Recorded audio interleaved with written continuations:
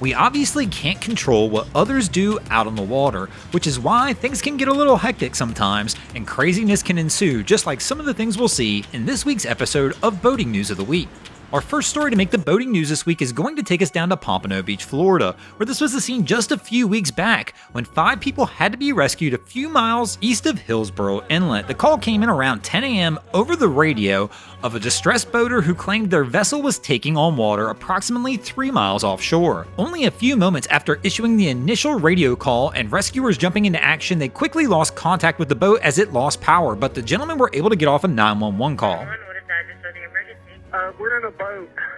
We're 2 miles south of the lighthouse, Hillsborough Inlet, about 3 miles offshore. We need the Coast Guard to take it on water. Yeah, we need somebody fast. We got life jackets out. What color is your boat? Hello, sir? You did?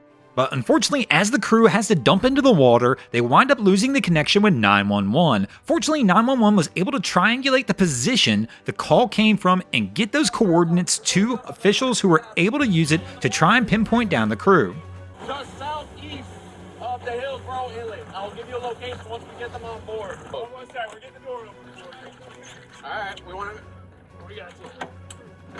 Anybody hurt? Hold on, I'll get to you. All right. We'll get him. As long as he, just hold on to the raft right now. Hold on to the raft. You got you. Hold on to the swim left. I got you. You can step right on it.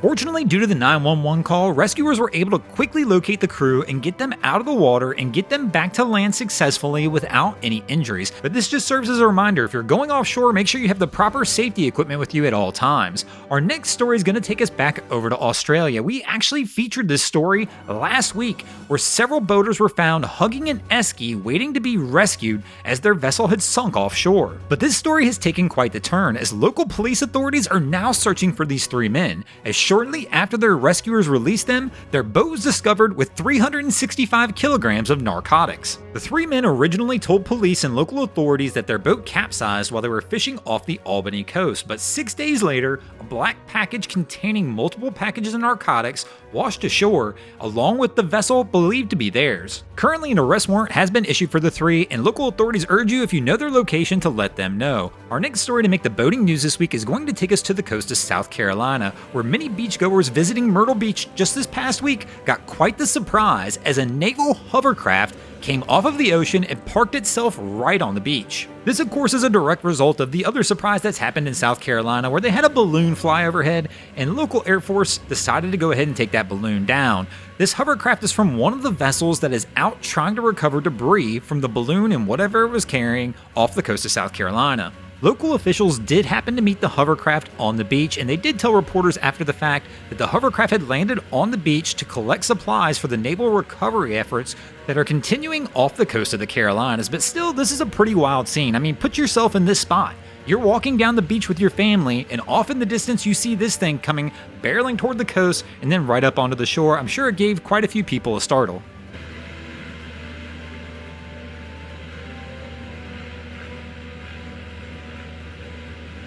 Our next story to make the boating news this week is going to take us over to New Zealand, where Tropical Cyclone Gabrielle is wreaking havoc, and these dramatic images just came in, where a catamaran's anchor chain had broken during the storm. New Zealand's Defence Force went out to investigate the situation, quickly discovered it was too dangerous to try and do a rescue by air. Fortunately, they did have assets in the water already in the area. They were able to quickly launch a 4-person crew aboard a rib tender and were able to circle the vessel several times and eventually get the sailor pulled off and brought safely back to shore. And our next incident will take us over to Vietnam, where these incredible images here were captured after 2 container ships this week wound up colliding on the Long Tao River. Here we can see the damage was pretty significant to the vessels. Fortunately, nobody was injured in the incident. Thanks for watching, guys. I hope you enjoyed this week's episode of Boating News of the Week. If you ever see anything crazy happening out on your waterways, be sure to hit me up on Facebook or Instagram and let me know, and you might see your stories over here. Just like Picasso West, Damian Clark, and David Brewer did this week. And if you guys haven't already, go ahead and drop an anchor on the subscribe button here. If not, we're coming to steal your drain plug.